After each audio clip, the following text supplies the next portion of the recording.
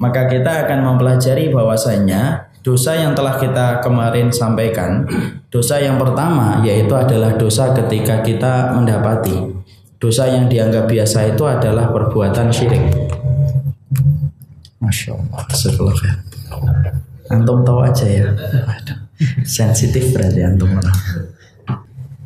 Jadi termasuk salah satu dosa yang dianggap biasa oleh masyarakat dan hari ini mengepung dalam kehidupan masyarakat, yaitu adalah dosa yang bernama syirik. Tentunya kita sudah menjelaskan panjang lebar bahwasanya hakikat syirik itu bukan menyembah kepada kubur, tapi hakikat syirik itu adalah bagaimana ketika manusia tega dan lancang mendatangkan tandingan bagi Allah padahal Allah itu telah menciptakan dia. Makanya Nabi yang menjelaskan apa itu definisi syirik. Ketika Rasulullah SAW bersabda, "Asyiriku an taj'ala lillahi niddan wa huwa khalaqaka."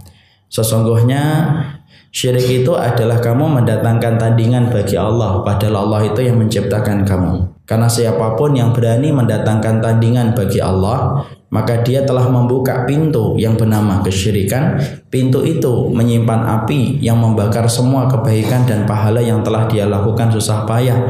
Karena kesyirikan itu menghapuskan amal kebaikan dalam kehidupan kita. Makanya syirik sama sekali merupakan dosa yang tidak diampuni oleh Allah ketika dibawa sampai mati. Karena sesungguhnya Allah itu pencemburu.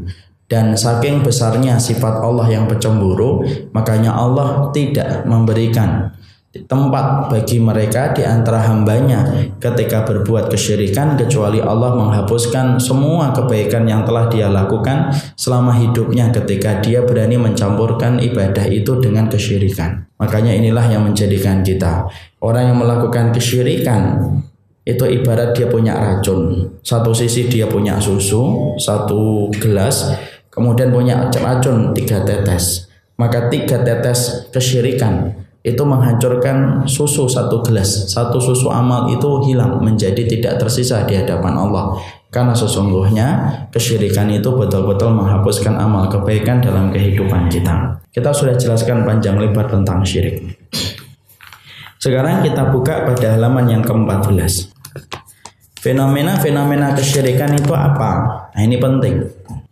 Fenomena-fenomena kesyirikan itu banyak yang kemudian dianggap menjadi tradisi, karena kesyirikan itu dianggap menjadi tradisi bagi sebagian masyarakat ketika belum paham tentang akidah yang benar dan ketika Islam tidak dipelajari secara utuh. Kalau kemudian kita mempelajari Islam hanya sholat dan puasa, haji dan umrah, maka rentan sekali orang yang memahami Islam itu dalam bentuk fikih akan terjebak kepada kesyirikan. Dan banyak di antara masyarakat itu selama ini belajar Islam itu dari versi akidah, dari versi fikih. Pokoknya Islam itu yang penting kamu itu sholat le, penting kamu puasa le, nanti kalau kamu punya uang kamu bayar zakat dan kamu haji dan umrah. Siapapun yang mereka mempelajari Islam referensinya dari sudut pandang fikih, maka mereka akan mudah terjebak dan terjerumus kepada kesyirikan.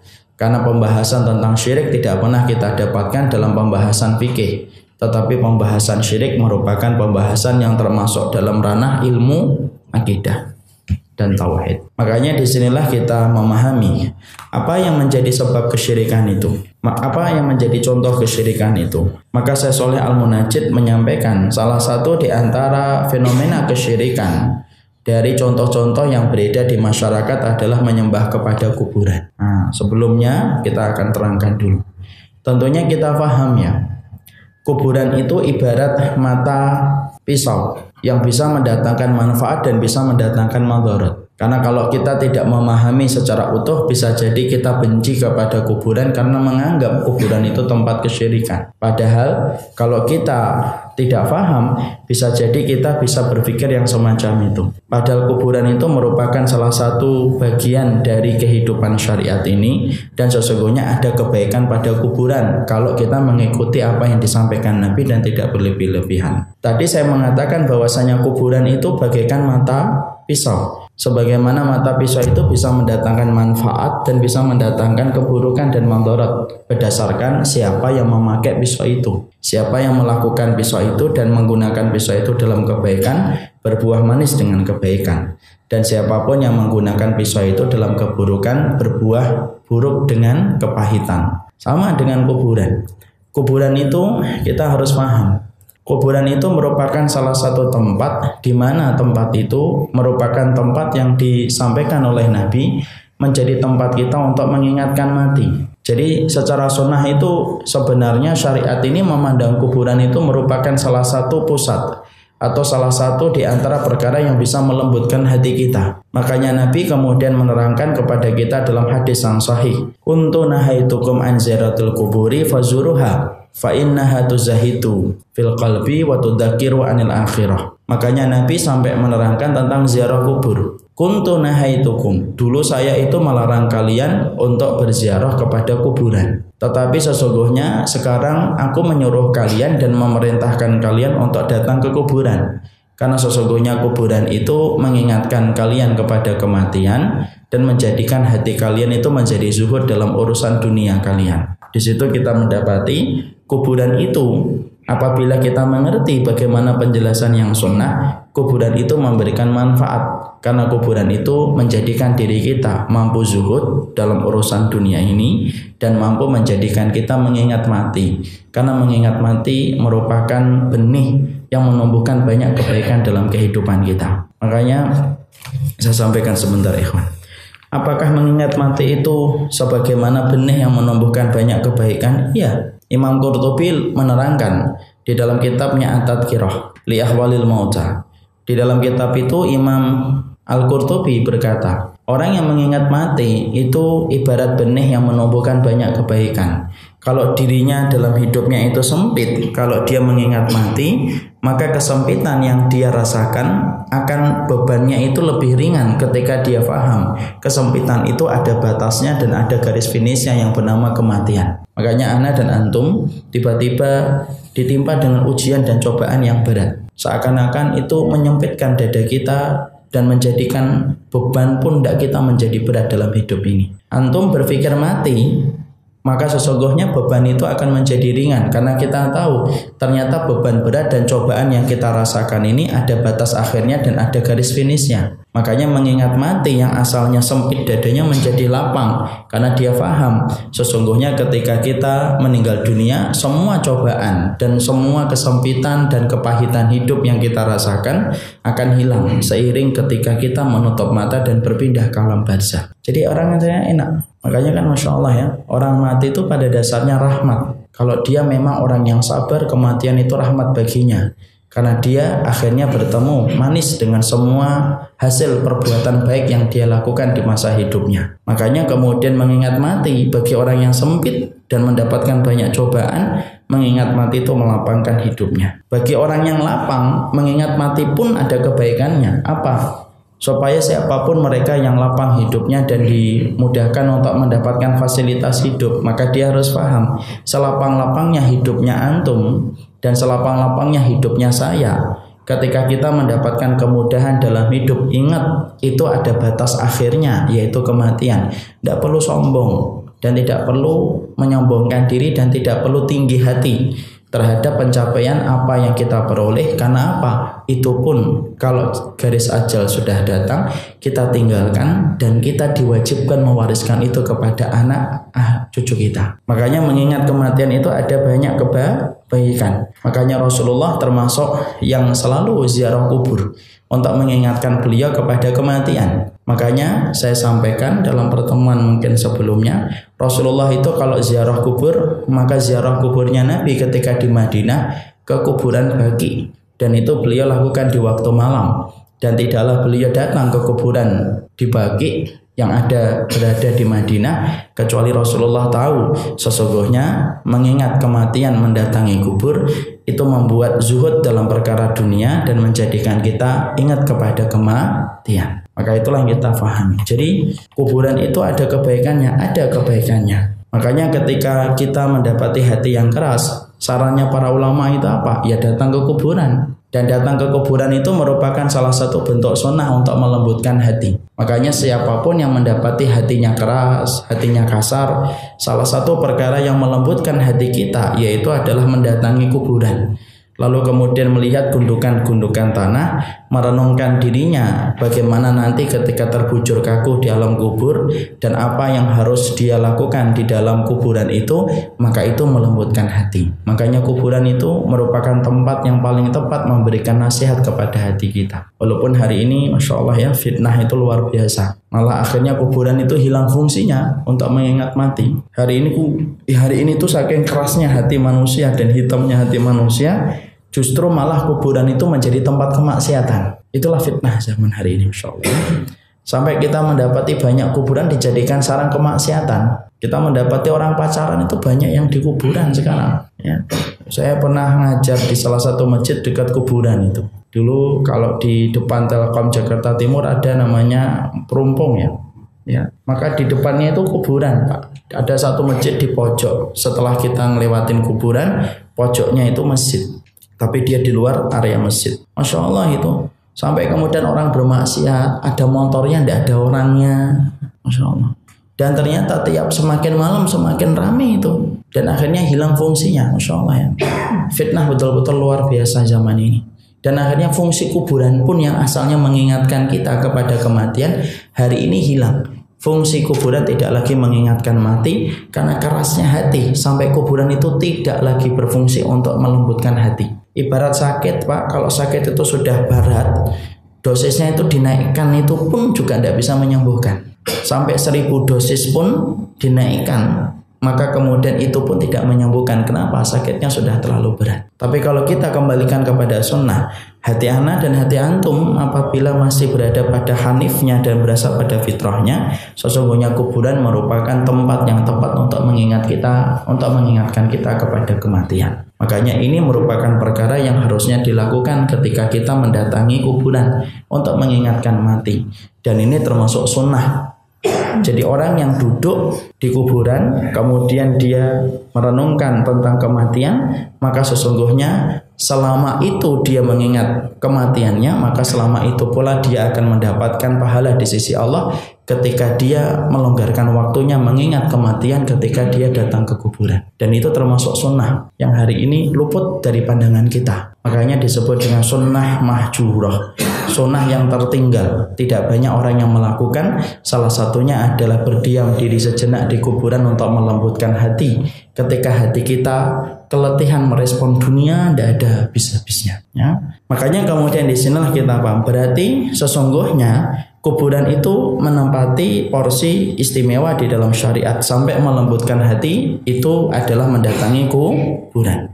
Makanya ziarah kubur itu termasuk di antara perkara yang disyariatkan dan dijelaskan detail bagaimana adabnya. Jadi ketika kita memahami sunnah, bukan berarti sunnah itu menjauhkan kita dari kuburan, enggak. Tapi sunnah juga tidak menjadikan kita berlebih-lebihan ketika melihat kuburan. Jadi sunnah itu menempatkan kuburan itu pada porsi yang tepat. Dia tidak kemudian meletakkan kuburan pada porsi meremehkan dan menjauhkan dirinya dari kuburan. Karena memang salah satu bentuk untuk mengingatkan hati kita kepada kematian itu datang ke kuburan. Tapi juga tidak berlebih-lebihan. Makanya antum ketika belajar dan saya yang belajar sunnah, bukan berarti kalau kita belajar sunnah ninggalkan kuburan, enggak. Tetap kita disunahkan untuk mendatangi kuburan, untuk mengingatkan mati, dan untuk menjadikan kita zuhud dari perkara dunia. Sesungguhnya kuburan itu nasihat terbaik. Ketika gundukan tanah kita lihat, gundukan tanah itu memberikan pelajaran penting. Hari ini kamu berdiri, besok bisa jadi kamu berada di dalam gundukan tanah itu, dan akhirnya ketika pulang akan terasa kebaikan di hati kita setelah kita mendatangi kuburan tersebut. Itulah yang diharapkan dalam sunnah ketika mendatangi kuburan. Makanya ada sunnahnya kan kita ketika ziarah kubur. Ziarah kubur itu sunnahnya apa? Sunnahnya kita melepaskan sandal, sunnahnya kemudian tidak melewati gundukan tanah, sunnahnya tidak duduk di atas batu nisan, sunnahnya kemudian kita banyak diam ketika datang ke kuburan, mendoakan kepada penghuni kubur supaya dia diampuni oleh Allah dosa-dosanya yang telah lampau dan telah lalu merenungkan nasib kita ketika nanti telah meninggal dunia. Kalau kita baru mendatangi orang ketika baru dikuburkan, agak ada tambahan, yaitu ketika dia baru dikuburkan, maka kita mendekat kepada gundukan tanah ketika baru saja dia dikuburkan, kepalkan tanahnya sembari kita mengucapkan doa. Allahumma firlahu, Allahumma firlahu, Allahumma firlahu, untuk memintakan ampunan kepadanya. Apakah doa kita kepada orang yang telah meninggal dunia itu nyampe Ustaz?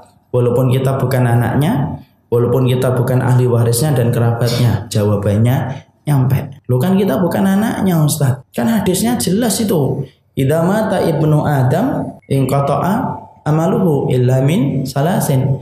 Kalau anak Adam itu meninggal dunia, terputus segala amalnya kecuali 3. Sedekah jariyah, ilmu yang bermanfaat, dan anak solih yang mendoakan orang tuanya. Adapun doa orang-orang yang beriman tidak ada dimaksudkan dalam hadis itu. Disinilah kita terkadang kurang paham tentang memahami hadis. Hadis itu menjelaskan tentang bagian-bagian yang bermanfaat bagi si mayit, tetapi sifatnya tidak menutup pintu manfaat lain yang bisa bermanfaat bagi si mayit. Salah satunya perkara yang bisa bermanfaat bagi si mayit itu adalah doa kita kepada mereka yang telah meninggal dunia. Sampai enggak atau sampai? Sampailah. Makanya kemudian Allah menyampaikan dalam surat Al-Hasyr ayat yang ke-10, walladzi naja'u min ba'dihim yaquluna rabbana ighfir lana wa li ikhwanina alladziina sabaquna bil iman.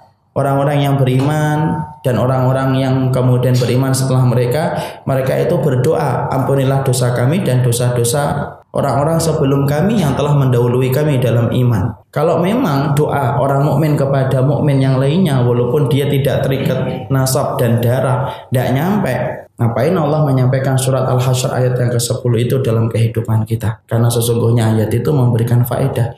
Doanya antum dan saya kepada sahabat kita yang telah meninggal dunia, walaupun terputus tidak ada nasab dan kekerabatan ahli waris kepada kita, doa kita nyampe selama doa kita tidak terhalang oleh kemaksiatan kita sendiri. Mana dalil lain selain itu Ustaz? Dalil lain adalah ketika antum sholat jenazah. Di antara yang kita lakukan ketika sholat jenazah itu mendoakan. Kita mengucapkan apa? Allahumma firlahu warhamhu wa'afihi wa'fu anhu. Kalau memang ampunan kita dan doa kita tidak nyampe, ngapain kita membaca Allahumma firlahu warhamhu wa'afihi wa'fu anhu kepada mayit? Karena itu nyampe, makanya kita mendoakan. Makanya kalau kita mendatangi ke kuburan lalu mendoakan, ketika kita mengucapkan assalamualaikum ya ahlad diyari minal mu'minin wa inna insyaallah bikum lahikun wa yarhamullahu minnal mustaqdimin wal mustakhirin. Ya Allah, assalamualaikum wahai penduduk kubur dari kalangan orang yang beriman, dan sesungguhnya kami akan menyusul kalian. Allah merahmati kami dan orang yang sebelum kami. Nyampe atau tidak? Nyampe. Makanya Masya Allah, pada dasarnya kalau kita hidup itu memilih siapa yang akan mendoakan kita ketika kita berteman. Makanya antum tuh perbanyak teman orang-orang solih. Kenapa? Karena pada dasarnya orang yang antum baikin dan orang yang antum temanin ketika hidup di dunia, itulah yang akan antum pilih untuk mendoakan antum ketika meninggal dunia. Ya, makanya Masya Allah, beruntunglah mereka yang memiliki banyak teman orang yang solih. Kehidupan di dunianya mendapatkan mercusuar, bagaimana temannya yang solih itu mengarahkan dia kepada kebaikan. Kayak mercusuar, menjelaskan ini karang, ini lautan, ini air, ini batu yang tidak boleh dilewati. Itu orang yang solih. Matinya anak dan matinya antum, kalau kita dulu bersahabat dengan orang yang solih, maka mereka lah yang akan tulus mendatangi kita, mengurus kuburan kita, mengurus jenazah kita, dan akan mendoakan kita ketika kita telah meninggal dunia. Makanya sampai-sampai kan Imam Qurtubi menerangkan, orang yang beruntung adalah orang yang ketika meninggal, orang-orang solih ada di sekitarnya. Lalu mereka berdoa dan doa mereka diaminkan oleh para malaikat. Makanya Rasulullah itu bersabda, "Fala taqulu illal khair." Kalau ngomong itu ngomonglah yang baik. Fa innal malaikata yu'minuna ala ma taqulun. Karena sesungguhnya malaikat itu ngaminkan doa yang kalian ucapkan. Makanya kalau kita mendatangi mayit, omongin yang baik. Semoga dia diampuni, dia adalah orang yang baik. Semoga dia ditutup dari dosa-dosa dan aibnya oleh Allah. Dia orang yang pernah bantu saya.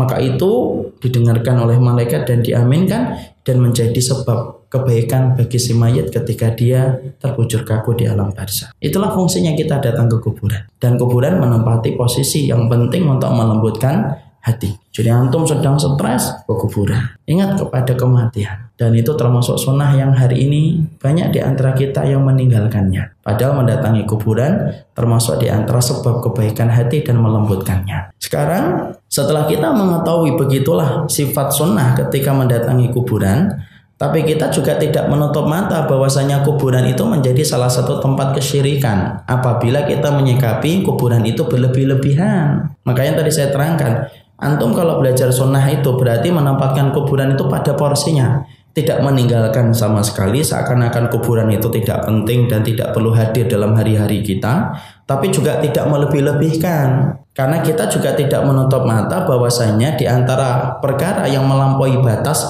itu banyak terjadi di kuburan. Makanya sampai kita mendapati orang banyak melakukan kesyirikan di dalam kuburan. Ketika mereka meminta sesuatu kepada kuburan-kuburan itu.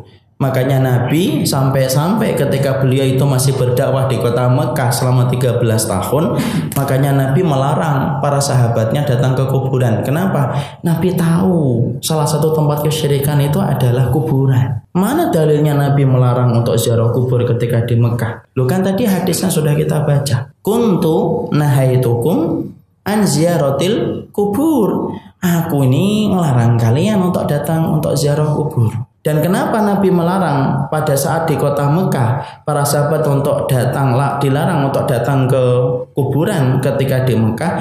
Karena sesungguhnya Nabi tahu, khawatir bahwasanya para sahabat ketika belum kokoh akidahnya, maka sesungguhnya nanti dikhawatirkan mereka akan tercampur dengan kesyirikan, dan itu yang dikhawatirkan Nabi akan menyebabkan kerusakan daripada manfaatnya. Makanya Nabi menjaga dan Nabi melarang dulu. Karena Nabi tahu salah satu sumber kesyirikan itu adalah kuburan. Kalau antum paham ya ikhwan, antum mungkin ingat ya saya menyampaikan kemarin. Sesungguhnya sumber kesyirikan itu pada dasarnya bersumber kepada dua. Ada kesyirikan yang dicontohkan dari kaumnya Nabi Ibrahim. Ada kesyirikan yang dicontohkan oleh kaumnya Nabi Nuh.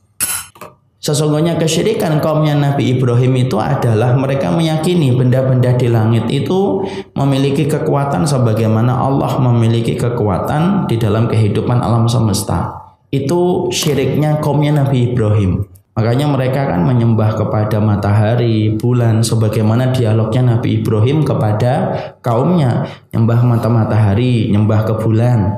Kenapa yang disebutkan oleh Ibrahim adalah bulan, matahari, bintang?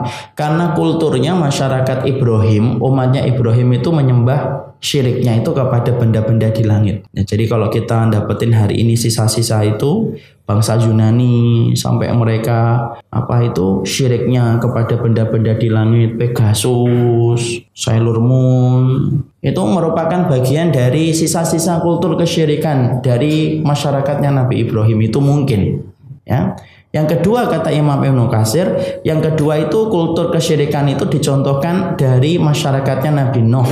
Ketika masyarakat Nabi Nuh kemudian menjadikan kuburan dan meyakini kuburan itu bisa memberikan manfaat dan mudarat sebagaimana Allah. Makanya kemudian disitulah kita paham. Rasul tahu ada dua sumber kesyirikan ini. Makanya Nabi kemudian mendapati masyarakat Arab itu mengambil kesyirikannya bukan kepada kesyirikan masyarakatnya Ibrahim, tapi masyarakat Arab, masyarakat jahiliyah yang Nabi berdakwah kepada mereka, menyampaikan risalah akidah kepada mereka. Sesungguhnya syiriknya kaumnya Nabi, syiriknya masyarakat jahiliyah yang didakwai Nabi itu syirik dari masyarakatnya Nabi Nuh. Makanya kemudian Nabi menjaga, menutup celah supaya kemudian tidak terjadi kesyirikan itu. Makanya di awal-awal ketika 13 tahun Nabi berdakwah, Nabi nutup rapat dan Nabi melarang untuk ziarah kubur karena khawatir ziarah kubur itu menyebabkan kesyirikan ketika para sahabat belum kokoh dalam akidah dan belum kuat di dalam ilmu.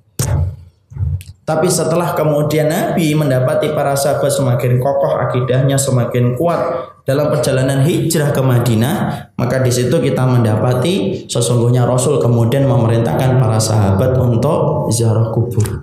Dan disitulah kita paham ziarah kubur itu ada kebaikannya. Sebagaimana mengingat mati dan sebagaimana ziarah kubur itu membuat kalian dan membuat kita adalah zuhud. Nah sekarang kalau begitu, bagaimana kemudian kita kalau mendatangi kuburan? Nah ini kita harus paham. Maka ketika kita mendatangi kuburan supaya tidak terjebak kepada kesyirikan, ketika penghuni atau kemudian yang mendatangi kuburan itu melakukan kesyirikan, sebelum kita nanti menjelaskan fenomena kesyirikan di kuburan, maka kita harus paham frame-nya itu apa yang harus kita pahami sebelum kita nanti ziarah kubur. Karena ini penting, karena sesungguhnya kita paham dari penjelasan dan uraian tadi di awal, sesungguhnya ziarah kubur itu bagian dari sunnah, betul. Lah frame-nya, pegangannya itu apa? Supaya nanti ketika ziarah kubur itu tidak terperosok dengan apa yang dikhawatirkan Nabi. Dan apa yang dikhawatirkan Nabi itu apa? Sisi syirik. Ada 3 perkara yang harus dipegang kalau kita itu sebelum mendatangi kuburan. Yang pertama adalah mendatangi kuburan itu niatnya ya betul-betul niat karena Allah untuk mengingat mati. Karena gundukan-gundukan tanah yang kita lihat merupakan pandangan yang paling jujur yang mengetuk pintu hati kita supaya hati kita melembut dan mencair. Karena tidak ada perkara yang bisa melembutkan hati kita kecuali gundukan tanah yang kita lihat dengan iman. Dan kita tidak niatnya untuk berdoa. Kenapa? Karena kuburan itu bukan tempat yang mustajab untuk berdoa. Jadi jangan menempatkan kuburan itu untuk berdoa. Karena Nabi tidak pernah memerintahkan kita berdoa di kuburan. Ya makanya Nabi tadi mengatakan tuzahidu fil qalbi wa tudzakiru anil akhirah. Ya kamu itu ziarah kubur gitu loh. Ngingetin mati. Kalian membuat zuhud di dunia. Di situ ada konteksnya nggak Nabi itu menjelaskan supaya kalian tuh berdoa? Nggak ada. Makanya orang yang datang ke kuburan niat yang harus dia miliki yaitu adalah niat bagaimana datang ke kuburan itu sebagaimana niat yang disampaikan Nabi, membuat zuhud dan bukan untuk berdoa. Kenapa bukan untuk berdoa? Ya karena kuburan bukan tempat yang mustajab untuk berdoa. Tempat mustajab itu sono di raudhah, di masjid, di rumah yang kita bangun dengan ketaatan. Kemudian kita sholatnya di mana? Kemudian di Maqam Ibrahim, ketika wukuf di Arafah pada peristiwa sore ketika wukuf, itu tempat-tempat yang mustajab. Tapi kuburan itu bukan tempat yang mustajab untuk berdoa. Karena kalau kita sudah mendatangi kuburan dengan niat berdoa, dikhawatirkan doa itu yang akan menyebabkan kita jatuh dalam kesyirikan ketika kita bertawasul kepada makhluk yang telah meninggal dunia. Padahal di situ kita memahami ya kalau kita datang ke kuburan itu ya sudah mengingatkan mati. Kalau memang kuburan itu menjadi tempat yang mustajab bagi kita untuk berdoa, maka Nabi itu pasti sudah mencontohkan bagaimana Nabi mengajak para sahabat untuk datang ke kuburan para Nabi dan para Rasul supaya doa-doa mereka itu dikabulkan oleh Allah. Tapi Nabi pernah nggak ngajak para sahabat? Yuk kita cari kuburannya Nabi Sulaiman yuk. Kita minta supaya Nabi Sulaiman itu ketika kita datangi kuburannya, maka kemudian permohonan kita dikabulkan. Tidak pernah. Pernah nggak kita mendapati bahwasanya Rasulullah itu mengajak para sahabat untuk keliling kepada kuburannya para Nabi dan para Rasul sebelum beliau, Nabi Ismail, Nabi Musa? Tidak pernah. Kenapa Nabi tidak pernah mengajak para sahabat untuk keliling menjenguk kuburan-kuburan para Nabi dan para Rasul sebelumnya? Ya karena Nabi tahu bahwasanya kuburan itu bukan tempat yang mustajab bagi kita untuk berdoa. Jadi kalau kita pengen berdoa, berdoalah di tempat yang mustajab. Dan berdoa di tempat yang mustajab adalah doa yang telah ditentukan oleh Allah. Mana itu tempat yang mustajab? Hijr Ismail, Maqam Ibrahim, Maqam Ibrahim, Raudhah, itu tempat-tempat yang mustajab bagi kita berdoa. Kalau datangnya kita, kemudian kita ke situ untuk mengingatkan mati dan tidak berdoa, maka itulah yang benar. Kalau mendoakan mayit, itu mendoakan. Boleh nggak kita mendoakan mayit ketika kita berada pada area kuburan? Boleh. Karena itu sifatnya berdoa, mendoakan. Bukan berdoa kita yang meminta kepada Allah. Ngapain kita harus berdoa di dalam kuburan? Padahal ada tempat-tempat yang lebih tepat bagi kita untuk berdoa kepada Allah. Dan tempat itu adalah tempat yang tadi kita uraikan dan kita sebutkan. Tempat ketika sujud, berdoa. Ketika antara adzan dan iqamah, berdoa. Turun hujan, berdoa. Sepertiga malam, berdoa. Hari Jumat ini nanti jam 5, ini sekarang jam berapa? Jam 2, nanti jam 5, 1 jam sebelum tenggelamnya matahari, berdoa. Nah itu benar. Karena itu merupakan tempat-tempat yang disampaikan oleh Rasul menjadi tempat dan waktu yang mustajab untuk berdoa. Kalau di kuburan, enggak. Kuburan itu ngingatin mati. Yang kedua, mendoakan orang yang telah meninggal dunia supaya mendapatkan ampunan di sisi Allah. Ya, itu yang pertama yang kita harus pegang. Frame-nya ketika kita mendatangi kuburan itu. Yang kedua yang kita harus pahami adalah mendatangi ke kuburan itu, maka kita harus paham supaya kita tidak terjebak kepada kesyirikan. Maka kita harus ngerti semua kuburan itu sama. Dan tidak perlu kita istimewakan kuburan yang satu di atas kuburan yang lainnya. Kenapa Pak kuburannya kok sampai pergi ke Hong Kong sana kalau ziarah kubur? Di sana lebih khusyuk Ustadz. Nah, tidak ada. Karena semua kuburan itu fungsinya sama. Gundukan-gundukan tanah yang kita lihat ketika kita berada pada area kuburan itu sifatnya untuk ngingetin mati. Dan ketika kita mengingatkan mati tidak perlu ke tempat-tempat yang jauh. Saya dan antum kalau punya tekad untuk pergi ke tempat yang jauh itu hanya boleh dalam 3 masjid tak. Kalau kita punya tekad untuk pergi yang jauh. Karena kalau ada orang mengatakan saya pengen nabung pergi ke Eropa, itu sebenarnya tidak benar. Saya pengen datang ke kuburan sana jauh banget, tidak usah. Makanya sampai Nabi kemudian mengatakan la tusyaddur rihal illa fi salasatil masajid. Bahwa kamu itu jangan mengazamkan dan membulatkan tekad untuk pergi kecuali ke 3 masjid saja. 1, Masjid Nabawi, Masjidil Haram. 2, yaitu Masjid Nabawi. Yang kedua, Masjidil Aqsa. Selain dari itu, sikap itu biasa dan tidak perlu pergi ke tempat yang jauh kalau bukan dalam 3 perkara masjid ini. Makanya ketika kita mendatangi masjid, ketika kita mendatangi kuburan, supaya tidak terperosok kepada kesyirikan, maka kita harus paham. Yang kedua, semua kuburan itu sama dan tidak perlu kita mengkultuskan kuburan fulan di atas kuburan fulan, kuburan fulan di atas kuburan fulan. Kenapa? Semua itu hakikatnya sama. Mungkin ada yang mengatakan gini, tapi kan di sana kan jelas Ustaz itu orang yang solih dulu ketika hidup. Ya kita kan tidak tahu Pak bagaimana keadaannya ketika di alam barzakh. Kalau ada orang yang kemudian mengatakan ketika kita mungkin ini membuka dialog, kenapa kok harus ke kuburan jauh sono gitu? Karena sana kuburannya beda Ustaz. Kenapa? Karena dia orang solih. Terus dia pasti mendapatkan rahmat. Memang kita tahu dia pasti mendapatkan rahmat? Kan belum tentu. Siapa yang tahu tentang perkara gaib tentang orang yang ada di dalam kuburan? Yang tahu hanyalah Allah. Kita ini tidak tahu berapa banyak orang yang kita sangka penduduk surga bisa jadi penduduk neraka, dan berapa banyak orang yang kita sangka penduduk neraka tapi bisa jadi dia penduduk surga. Dan kita harus paham loh, orang yang di dalam gundukan tanah, maka kita cuma berhusnudzon semoga dia diampuni, tapi memastikan dia bahwasanya dia itu adalah orang yang mendapatkan rahmat itu tidak boleh kecuali dengan dalil. Kenapa? Itu perkara gaib. Kecuali kemudian kita datang ke syuhada Uhud, nah itu jelas.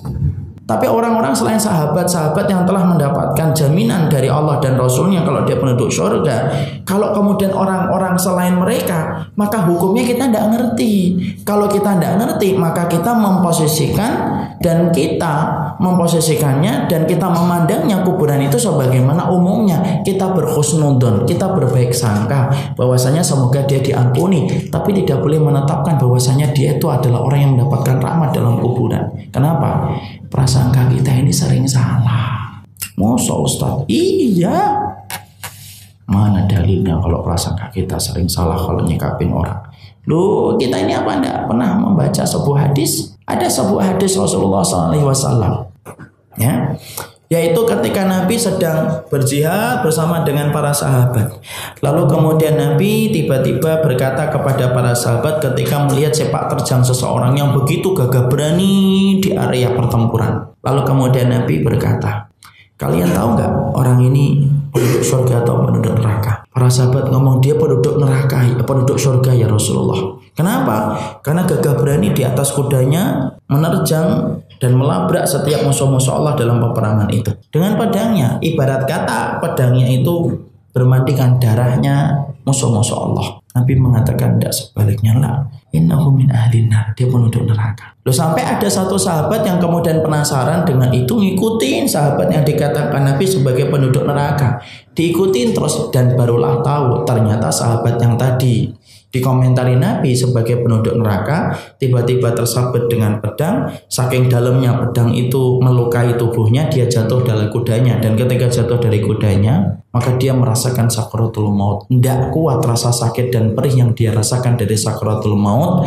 maka dia mengambil sebilah pedang lalu menusukkan ke tubuhnya untuk mengakhiri hidupnya. Mati, tapi bukan bertempur di jalan Allah. Matinya adalah mati bunuh diri. Masuk mana? Neraka. Persis yang dikatakan Rasul. Dan berapa banyak orang yang kita sangka penduduk neraka, tapi bisa jadi dia menjadi orang yang Allah berikan banyak keutamaan loh. Masa Ustaz? Iya, saya akan ambilkan contoh yang nyata. Saya pernah membaca sebuah kisah ini. Tahukah kita pada Sultan Khalifah Murad yang keempat pernah terjadi sebuah peristiwa karomah yang besar.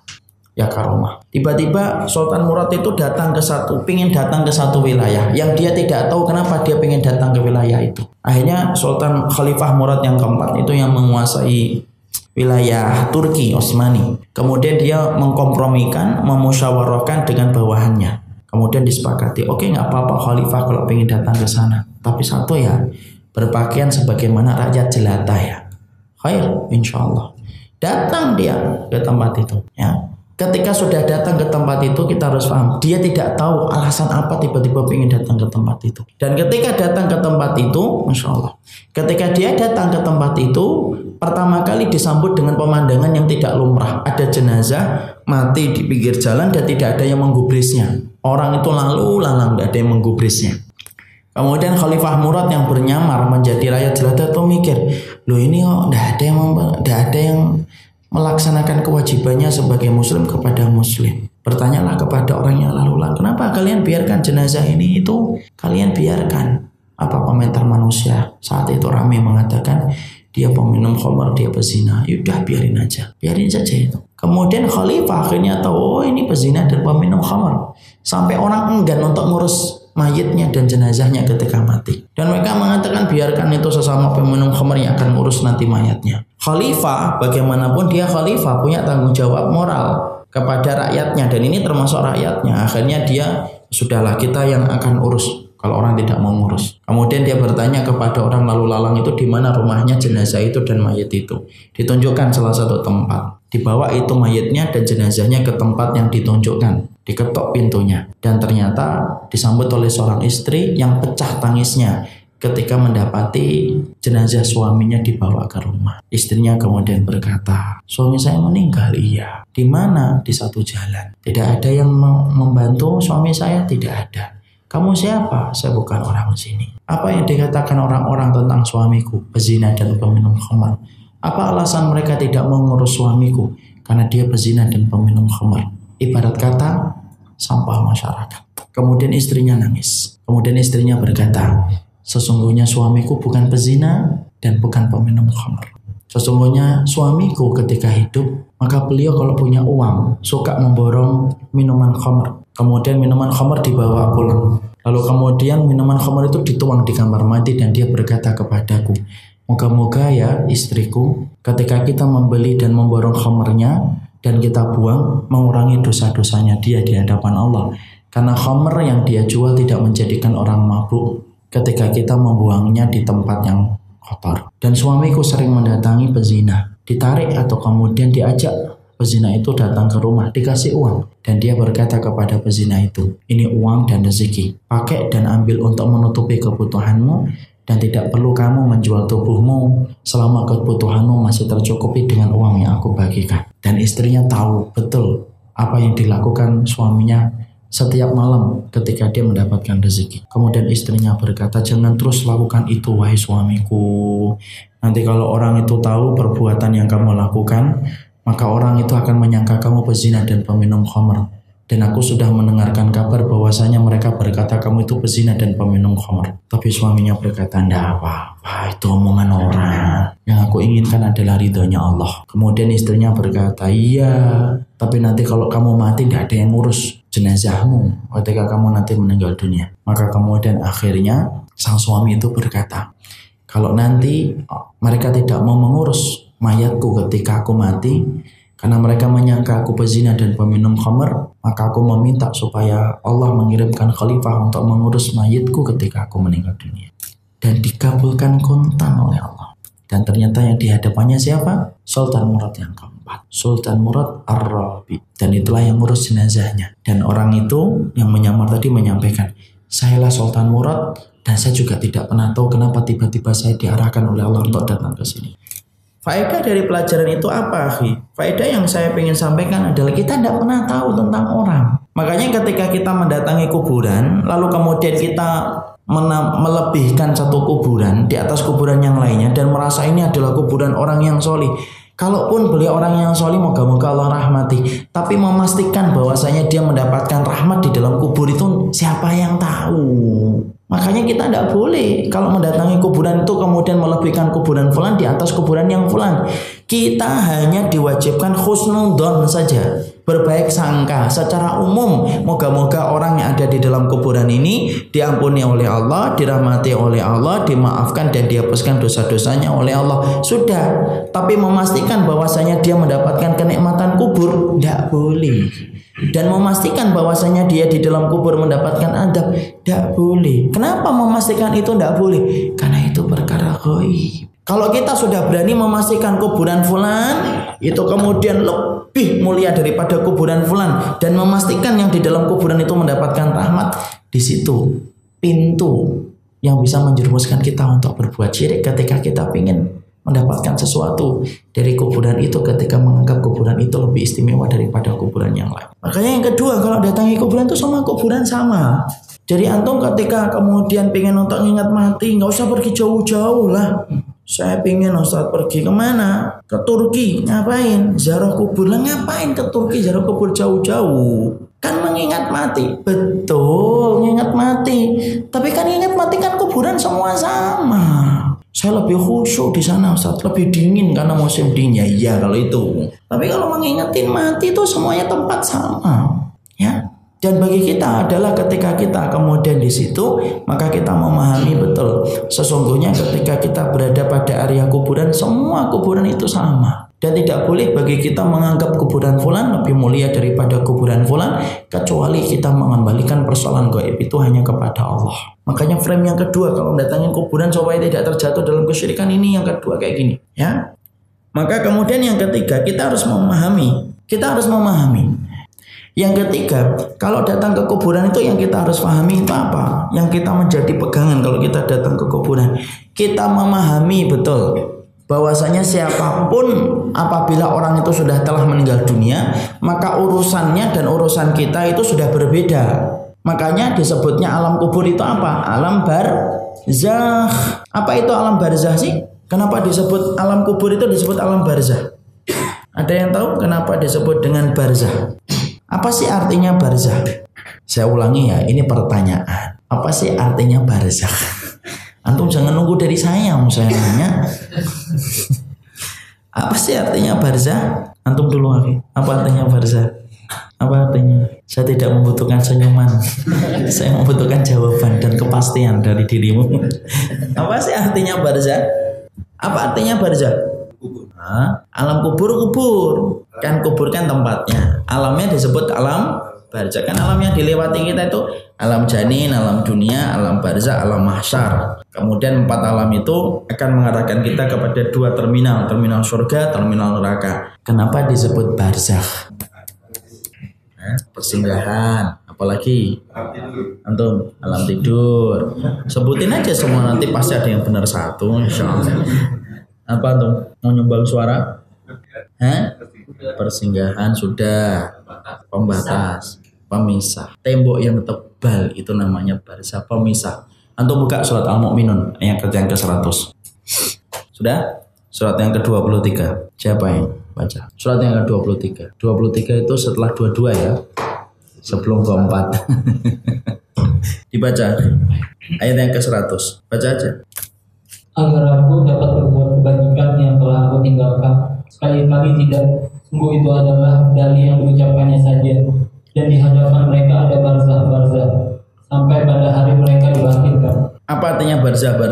Ada yang punya terjemah lain? Apa di situ? Batas atau tembok yang kemudian tidak mampu untuk ditembus. Jadi tembok yang tebal, pembatas yang tebal yang tidak mampu ditembus. Itu namanya barzakh. Kenapa kita harus paham nih kalau ziarah kubur kayak gini? Kalau kita tidak paham kayak gini, akhir karim nanti kita akan memperlakukan kuburan itu sebagaimana kehidupan di dunia. Ya, padahal kehidupan alam barzakh dengan alam dunia itu beda. Sebagaimana kehidupan alam janin, Dengan kehidupan dunia beda, alam barzah dengan alam mahsyar beda. Tiap alam itu punya karakteristik sendiri-sendiri. Nah, salah satu karakteristik dari alam barzah itu apa? Alam barzah itu merupakan alam yang tidak mampu ditembus, makanya roh itu tidak bisa balik ke dalam kehidupan manusia.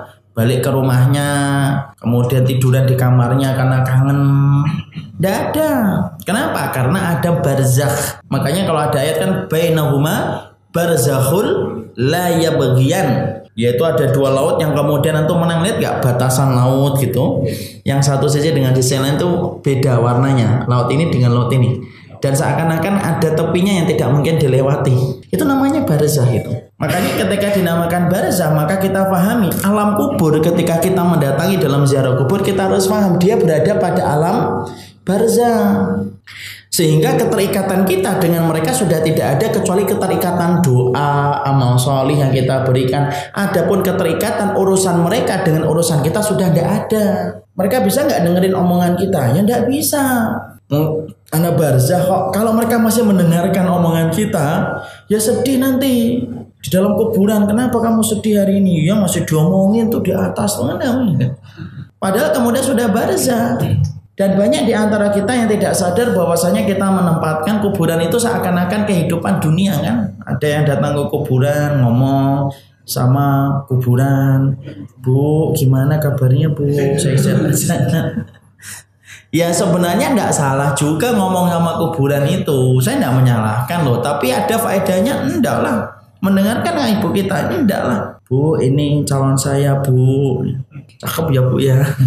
Tidak bisa lah, dia nggak bisa mendengarkan itu. Ya walaupun kita ngomong, saya kan cuma pengen ngomong, ya monggo. Kalau pengen ngomong silakan ngomong. Tapi apakah mendengar yang di dalam kubur? Enggak. Kalau mendengar malah berapi kan. Loh, kok yang itu nak kan ibu tidak setuju. Kabur. Kan enggak, kan gitu. Tapi kalau mau cerita ya cerita aja, enggak apa-apa, enggak ada masalah. Tapi kemudian apakah mereka mendengar ucapan kita? Tidak mendengar mereka. Makanya ketika kita datang ke kuburan, satu niatnya adalah untuk mengingatkan mati. Yang kedua, ketika datang ke kuburan, kita harus paham bahwasanya datangnya kuburan itu semua kuburan itu sama dan tidak boleh diistimewakan kuburan satu di atas kuburan yang lainnya. Yang ketiga, kita juga harus paham bahwasanya kuburan itu di situ kuburannya itu tanahnya, tempatnya, tapi alamnya itu disebut dengan alam barzah, dan mereka sudah menempati di tempat-tempat yang sudah ditunjukkan oleh Allah sebagaimana amal mereka ketika di dunia. Karena amal itu yang menunjukkan dan mengarahkan mereka tempat mereka ketika meninggal dunia. Ada yang ditempatkan antara langit dan bumi. Siapa itu? Orang yang punya hutang sampai dia membayarkan hutangnya. Innal mu'min mu'allaqah baina sama wal ard bidainihi hatta yubdadainuhu. Sesungguhnya roh itu tergantung antara langit dan bumi. Kalau dia punya hutang sampai dibayarkan hutangnya. Ada kemudian pemilik ruh yang kemudian berada di dalam alam barzah, menikmati surga setiap waktunya, dibuka batasan antara kuburnya dengan surga. Sampai dia mendapati bagaimana pandangan yang indah, pemandangan yang indah di surga. Saking senangnya sampai mereka berteriak di dalam kuburnya, "Rabbi akimisa ahata arji ila ahli." Wahai Rabbku, cepat tegakkan kiamat ya Rabbku supaya aku bertemu kembali dengan keluargaku. Ada yang kemudian di dalam kubur dibukakan pintu antara ia dengan neraka. Lalu kemudian dia melihat neraka setiap waktunya, sebagaimana Allah berfirman, "An-naru yu'raduna 'alaiha ghuduwwan wa 'ashiyya."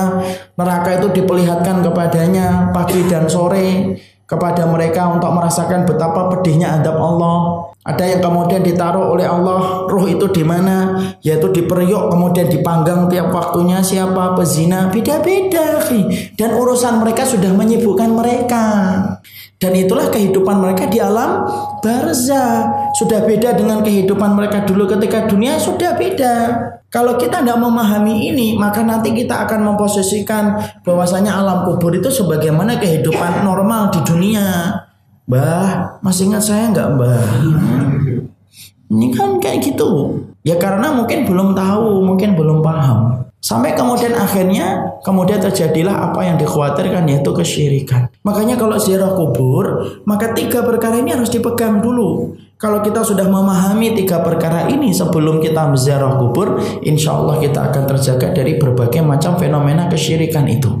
Yang pertama, Kita harus paham, datangnya kita ke kuburan bukan untuk berdoa meminta apa yang kita butuhkan kepada Allah. Karena ketika kita meminta berdoa kepada Allah, maka sesungguhnya berdoalah di tempat yang mustajab, dan kuburan bukan tempat yang mustajab untuk berdoa.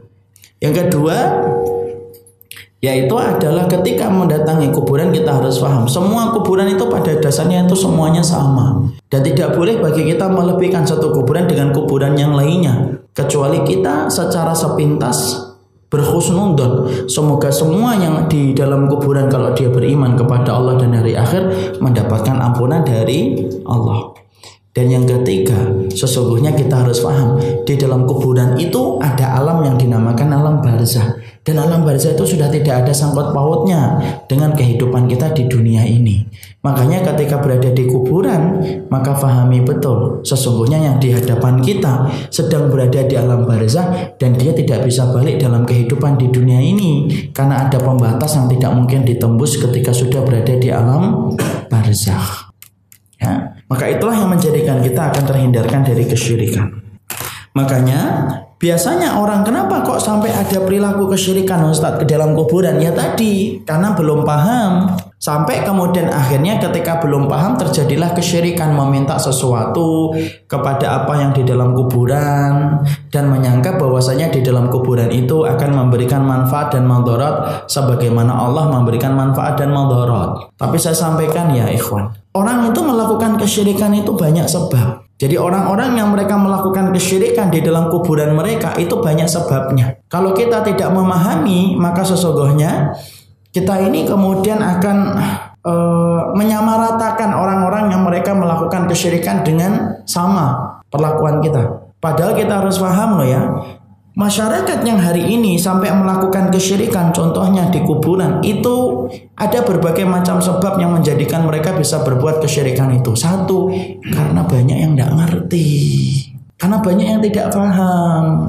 Makanya ketika kita menghadapi ada contoh masyarakat, dia melakukan kesyirikan, dia di kuburan, maka ketika itu datang dari perkara ketika dia tidak paham ilmunya, itulah kewajiban kita untuk ngingetin dengan cara yang baik. Dan seringan saya sampaikan berkali-kali, Mbok jangan mencela kegelapan gitu loh. Kalau kita tidak terbiasa membawa lentera yang menerangi, ini penting. Kalau kemudian kita sudah mencela kegelapan gitu, padahal kita tidak pernah menyampaikan, maaf, ya bisa jadi sesungguhnya kesyirikan yang menimpa kepada masyarakat karena ulah kita yang tidak pernah menyampaikan ilmu kepada mereka. Ingat ikhwan, nahnu du'atun wala qudatun. Apa itu artinya? Nahnu du'atun, kita ini dai, wala qudatun, kita ini bukan hakim yang memvonis setiap orang. Vonis itu nanti kalau sudah disampaikan berbagai macam hujah, dalil, disampaikan ilmunya. Kadang-kadang belum diapa-apakan sudah divonis duluan. Ini syirik ini. Kadang-kadang memang betul itu syirik, tapi dia melakukan itu karena dia belum paham. Makanya kalau kita menghadapi ada di masyarakat kita, di antara contoh masyarakat ini yang melakukan kesyirikan, contohnya di area kuburan, sampai dia meyakini bahwasanya penghuni kuburan itu mendatangkan manfaat dan madarat sebagaimana Allah menetapkan manfaat dan madarat. Antum melihat dulu sebabnya apa? Oh bodoh, tidak paham. Dia berada pada wilayah yang jauh dari kantong ilmu. Tidak ada ustadz yang kemudian menyampaikan di sana. Kalau kemudian orang itu tidak paham, kenapa kita harus menyikapi itu? Supaya kita ma'ruf dan bijaksana ketika menyikapi saudara kita yang terjerumus dalam kesyirikan. Ketika kita paham kesyirikan yang dilakukan olehnya itu karena ketidaktahuannya dia. Jadi itu yang menjadikan kita tidak gampang-gampang untuk memvonis. Berjalan di atas kebenaran dan berjalan di atas siratal mustaqim itu tidak menjadikan anak dan antum itu kudat. Vonis orang. Baru LC sudah vonis orang lain sesat. Yang divonis sama-sama LC.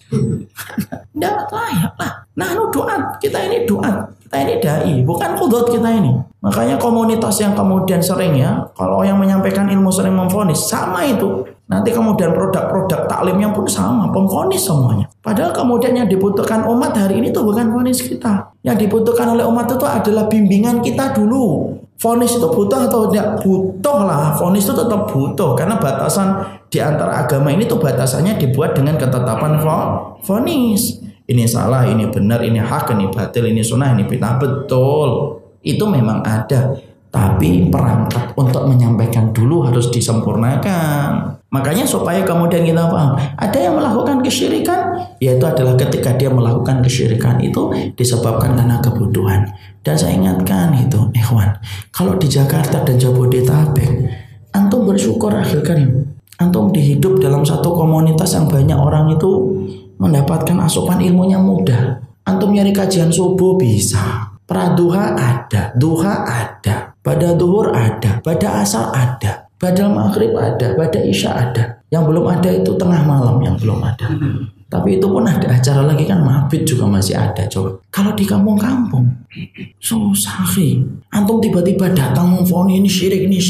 Loh, antum selama ini di mana? Belum menerangkan ilmunya kok sudah divonis duluan. Sudah nggak kita nyampaikan akidah dulu? Sudah nggak kita nyampaikan ilmunya pelan-pelan? Sudah nggak kita perhatikan bagaimana komponen-komponen yang ada di wilayah itu sampai orang itu melakukan syirik itu kenapa? Semuanya itu harus kemudian semuanya itu harus jelas dulu, baru kemudian kita bisa menganalisa apa yang dibutuhkan oleh umat, baru kita bisa menyampaikan dakwah itu. Sekali lagi akhi, supaya saya menyampaikan nahnu du'atun wala qudotun. Kita ini dai dan kita bukan seorang qudot, kita bukan hakim yang mencap dan memvonis setiap orang. Vonis tetap ada, tapi ada prosedurnya. Prosedurnya itu apa? Sampaikan dulu. Setelah menyampaikan maksimal, baru dibuat batasan-batasan yang tegas setelah kita melaksanakan kewajiban ketika menyampaikan dulu. Jangan sampai kemudian dilewati prosesnya, dilompatin. Menyampaikan belum sudah vonis. Tuh, antum memvonis dia. Sudah pernah ngobrol dengan dia? Belum. Pernah ketemu langsung muka dengan muka? Belum. Wajah dengan wajah? Belum. Nelpon? Belum. Pernah dialog? Belum. Pernah menyampaikan hujah dengan dirinya dengan hujah? Belum. Gimana kayak gitu? Sejak kapan kemudian ilmu itu menjadikan kita berandalan ketika menjatuhkan kehormatan orang yang beriman? Mahal kehormatan orang yang beriman. Memang kita sangka lebih murah daripada terong itu, mahal harganya di sisi Allah. Makanya di situ kita memahami, sesungguhnya disitulah kita akhirnya paham. Kalau kemudian ada masyarakat yang kemudian melakukan syirik, banyak yang tidak paham, akhi. Antum tidak usah jauh-jauh akhir karim. Saya itu pernah ditanya salah satu di tempat di Kalimantan. Ada itu kan di tempat itu ada TV lokal. Ada TV lokal. Dalam tempat itu kemudian ada kajian langsung live yang untuk hanya lokal di situ saja. Ada perusahaan besar di situ yang punya TV dia. Antum tahu nggak? Saya pernah mendapati pertanyaan semacam ini. Ustadz, saya itu hamil sebelum nikah. Kemudian pacar saya itu tabrakan dan mati sebelum nikahin saya. Saya kemudian akan dilamar oleh temannya dia. Saya berdosa atau tidak kalau nikahin dia? Antum bingung nggak pertanyaannya? Saya bingung. Maksudnya apa dosa? Saya bilang yang dosa itu zinanya, mbak. Loh, kalau zinanya kan, kalau saya hamil nanti nikah sama orang yang menghamili saya kan nggak jadi dosa. Dia berpikir bahwasanya kalau zina kemudian sampai hamil, tapi kemudian nikah lagi dengan orang yang menghamili, itu berarti tidak dosa. Apa yang pengen saya garis bawahi dari kisah ini, akhi? Jauhnya masyarakat hari ini dari ilmu itu sampai separah itu. Sampai zina saja masih dianggap tidak dosa. Selama nanti nikah lagi, selama dia nikah dengan laki-laki yang sama. Jadi mungkin anak muda yang hari ini mungkin berzina, mungkin dia mikir, oh enggak apa-apa, nanti jadi suami saya kok. Ya, separah itu pemahaman. Dan bisa jadi persoalan akidah itu juga belum mereka pahami. Lo nggak usah di sana, Ki. Di Jakarta saja ada pernah seorang yang cerita sama anak bahwasanya beberapa waktu yang lalu sebelum dia taklim dan yang lainnya menyangka bahwasanya minum khamar itu tidak apa-apa. Setelah minum khamar mandi. Jadi setelah mandi itu dianggap mandi itu menghilangkan dosa minum khamarnya. Jadi kalau mereka habis party minum-minum, kemudian ingetin itu lewat BBM satu ini. Nanti jangan lupa mandi ya. Kenapa? Habis minum alkohol. Coba. Dan mereka merasa kalau habis minum alkohol kemudian mandi hilang kemudian dosanya. Kenapa saya sampaikan kayak gitu? Saya ingin menyampaikan fakta kepada antum dan kepada kita semuanya. Inilah masyarakat kita ketika mereka belum paham ilmunya.